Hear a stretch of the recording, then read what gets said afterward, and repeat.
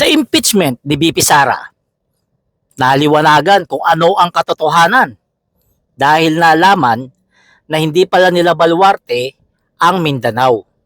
Dahil katunayan dyan, majority ng mga congressman mula sa Mindanao pumirma para ma-impeach etong si VP Sara. Opo, tama po narinig nyo. Majority ng mga congressman na mula sa Mindanao ay pabor sa impeachment ni VP Sara. Ito ang patunay na hindi hawak ng mga Duterte ang Mindanao.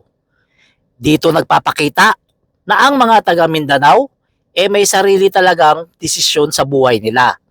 Meron silang sariling pananaw kung ano ang tama at mali.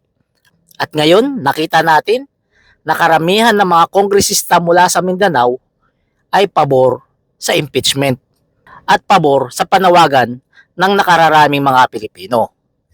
Kaya nagpapasalamat naman ang taong bayan sa mga magigiting at bayani nating mga congressman na pumirma pabor para ma-impeach etong si VP Sara.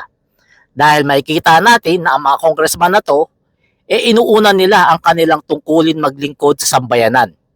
Inuuna nila ang kapakanan ng taong bayan kaysa sa pansarili nilang interes gaya ng ilang mga congressman na sinasabing hindi pumirma sa impeachment para kay VP Sara.